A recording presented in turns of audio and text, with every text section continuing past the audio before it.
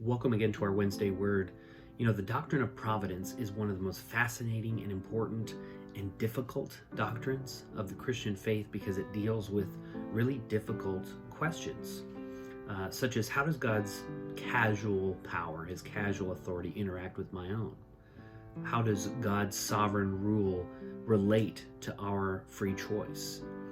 How is God's government related to the evil and the suffering that we see in our world? And does prayer have any influence over God's providential decisions? In other words, how are we to live our lives in light of God's invisible hand? This upcoming Sunday, I'll be preaching from Ecclesiastes chapter 11, and we're going to look at how we're to respond and live in light of how unpredictable life is, because let's face it, we are not providential as God is. But for our purposes in this video, I wanted to think about it in a broader picture, because I think if there's anything about the character of God that probably repels people from him more than his holiness, it's probably his omniscience, his all-knowingness. Every one of us, I think, probably has a keen desire for a sense of privacy, that no one can invade on us, to pry into the secret things of our lives. You think about Adam and Eve in the garden and how they brought sin into the world through their disobedience, and they immediately experienced a sense of nakedness and shame. And the response was to try and hide from the all-seeing God.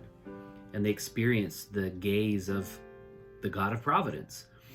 So while we might tend to find God's divine sight as disquieting, perhaps, the concept of God's vision, of God seeing us, actually should be a comforting thing. And that's what Jesus says in Matthew 10:29 when he's speaking to his disciples. He says, "Are not two sparrows sold for a penny, and not one of them will fall to the ground apart from your Father?" That teaching is what inspired, at the time, a popular gospel hymn called "His Eyes on the Sparrow." You've probably heard of it. But there's this line that says, "His eye is on the sparrow, and I know he watches me."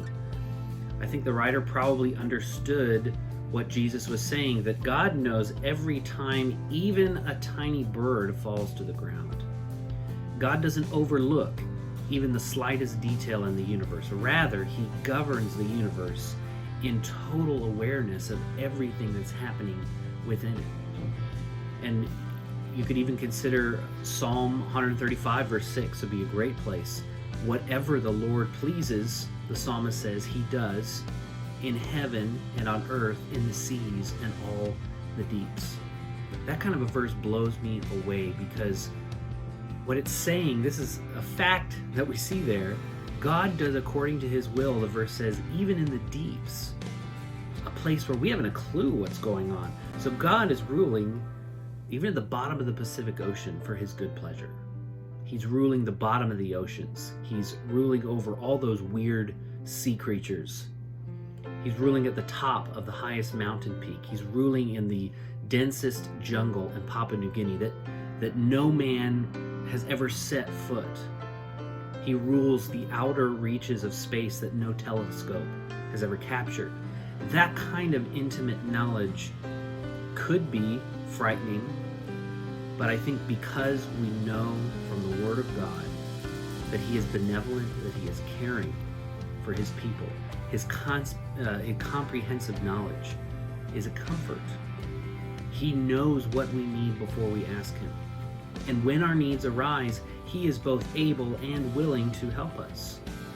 To me, I think there's nothing more comforting than knowing that there's a God of providence who is aware not only of every one of my transgressions, but of every one of my tears, every one of my aches, every one of my fears, and even every one of my successes.